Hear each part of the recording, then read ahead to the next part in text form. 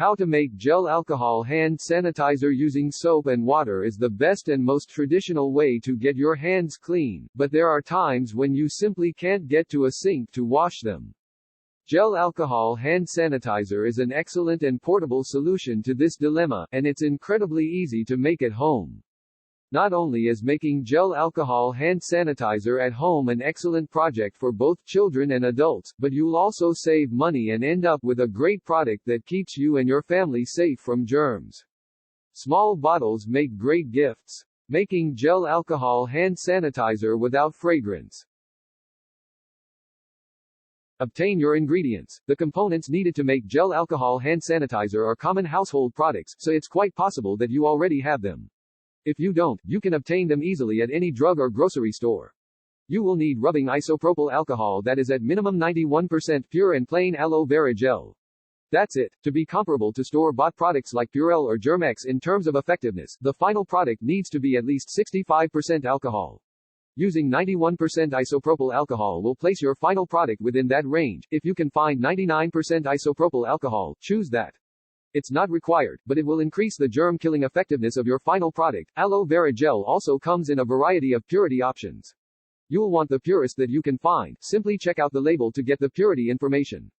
This doesn't alter the effectiveness of the product, but using the purest you can find will ensure that your final mixture contains the least amount of additives and additional chemicals.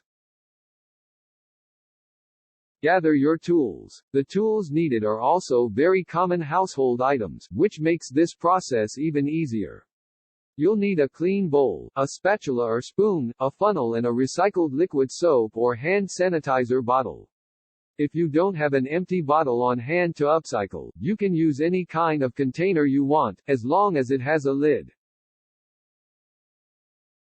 Combine the ingredients. Measure out 2/3 cup of isopropyl alcohol and 1/3 cup of plain aloe vera gel and dump both of them together into the bowl.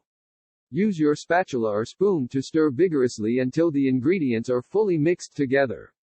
If you'd prefer not to mix by hand in a bowl, you can use your food processor instead. Bottle your product. Use the funnel to pour the mixture directly from the bowl into the bottle you've chosen to use. Replace the pump, lid or cap on your bottle. Now you have your finished product and it's ready to use immediately. The mixture will keep for 6 months or more. Store it away from direct sunlight to get the longest shelf life possible. Put the mixture in smaller bottles that can easily fit into a purse, backpack or briefcase for use on the go.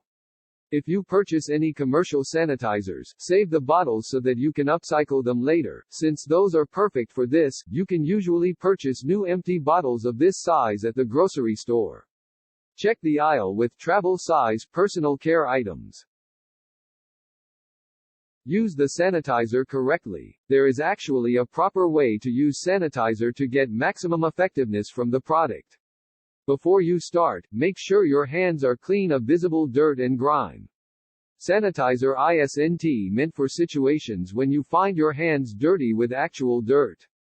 Using about a palm-sized amount of the sanitizer, rub your hands briskly together for 20 to 30 seconds, taking care to get underneath your fingernails, between your fingers, the back of your hands and your wrists. Allow the sanitizer to dry completely, without wiping your hands off or rinsing them with water. Once the sanitizer dries completely, the process is complete.